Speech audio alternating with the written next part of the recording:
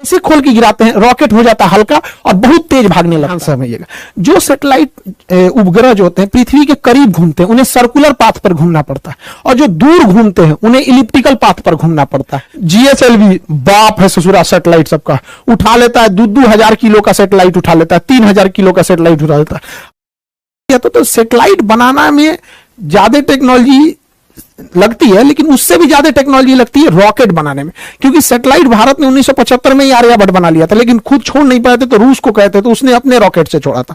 तो हमारे पास पीएसएलवी बहुत भरोसेमंद सैटेलाइट है, यह रॉकेट है, यह अब तक 50 सफल अभियानों को कर चुका है, बहुत बेहतरीन है। मंगलयान से लेकर ये सब ने बहुत बड़े बड़े सफल कारनामे किए, लेकिन इसके जगह पे कॉस्ट बचाने के लिए इसमें स्मॉल सैटेलाइट लॉन्च व्हीकल हम लोगों ने नया बनाया था, और ये बहुत बेहतरीन था, इसने काम भी बहुत अच्छा किया।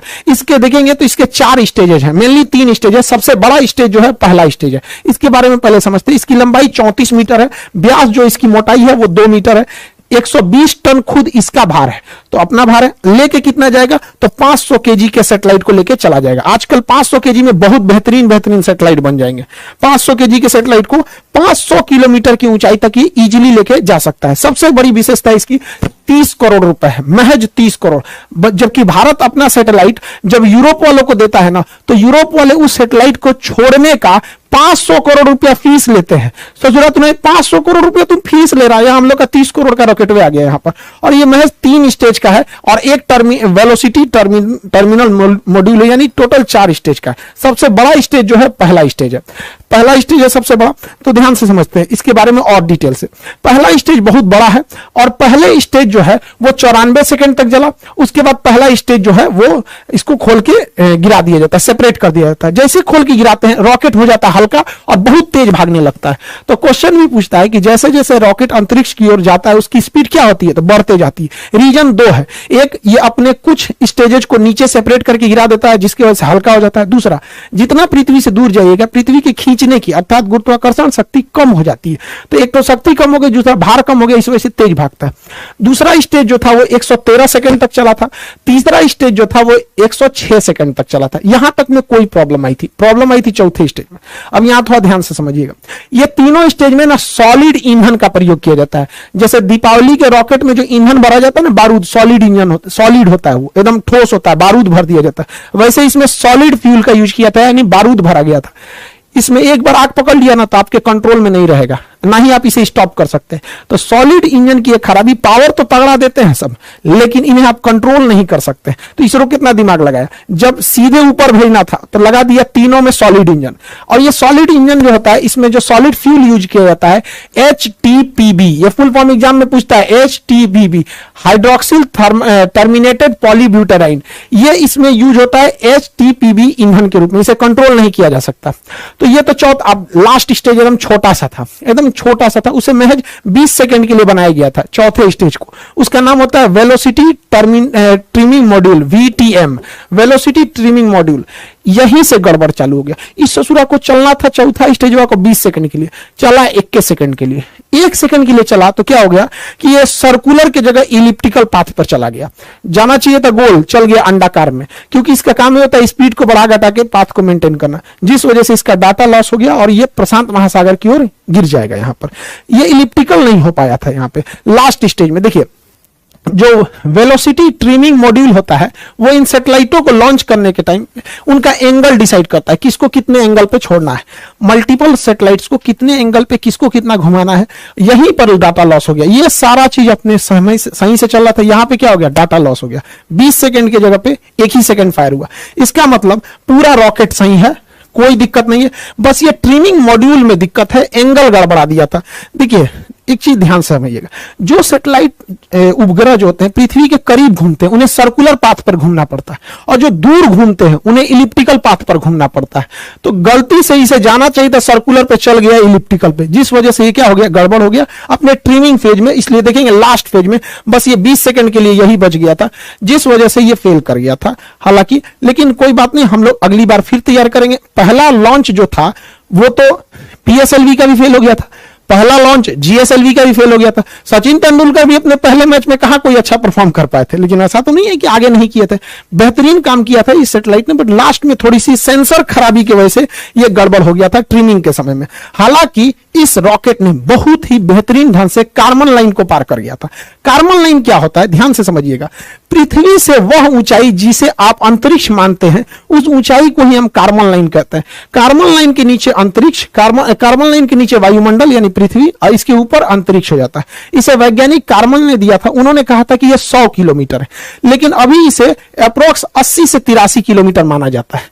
कुछ देश इसे 80 मानते हैं, कुछ देश इसे 83 किलोमीटर मानते हैं। उसके ऊपर अंतरिक्ष चालू हो जाता है, यानी एक कार्बन लाइन हो जाता है।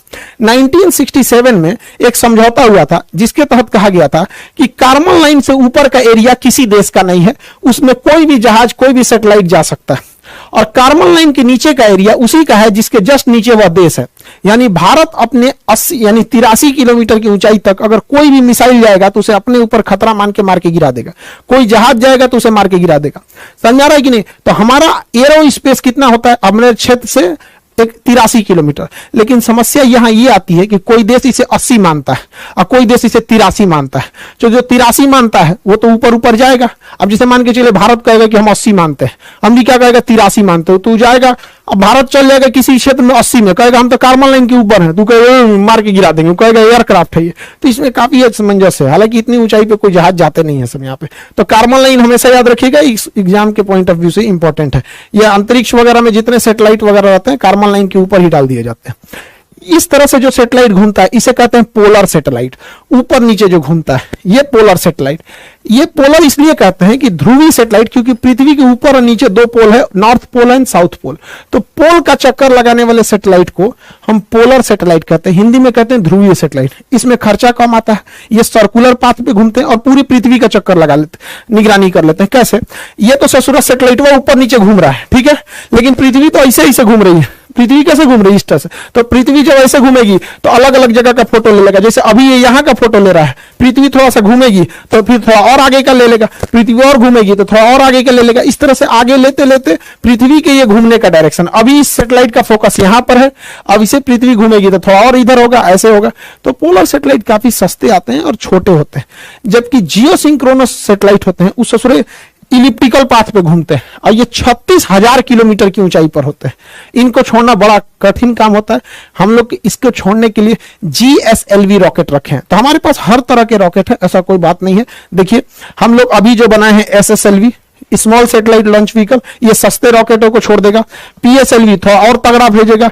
GSLV बाप है ससुरा सैटेलाइट सबका, उठा लेता है 2,000 किलो का सैटेलाइट उठा लेता है, 3,000 किलो का सैटेलाइट उठा लेता है।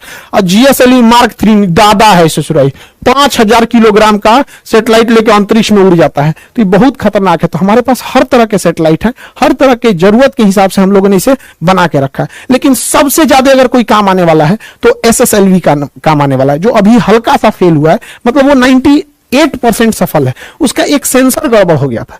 SSLV की हम इतनी चर्चा क्यों कर रहे हैं, समझिए ध्यान से। एक ससुरा ये 72 घंटा में रेडी हो जाता है, मतलब ये पार्ट बाय पार्ट बन के बना रहता है। इसे कसने के लिए केवल 72 घंटा चाहिए, 3 दिन में ये रेडी हो जाता है। और इसे केवल 6 आदमी मिलकर रेडी कर सकते हैं और हर हफ्ते इसे लॉन्च किया जा सकता है। हर हफ्ते फटाफट 3 दिन में लॉन्च होगा और समय देख के मौसम ठीक है कि नहीं, सब कुछ ठीक है, लॉन्च कर देंगे। फिर हर हफ्ते इसे लॉन्च किया जा सकता है। महज 30 करोड़ में आता है, 30 करोड़ में। जबकि अगर आप स्पेस एक्स से सैटेलाइट छोड़वाते हैं तो 100 करोड़ तो खुदे ले लेता है। यहां तो 30 करोड़ का पूरा रॉकेट वे है और खाली छोड़ने का 100 करोड़ ले लेता है। अब कोई देश वेट नहीं करेगा क्योंकि हर हफ्ते ये भेज सकता है। जबकि हमारे पास जो PSLV और GSLV है, इनकी खराबी समझिए।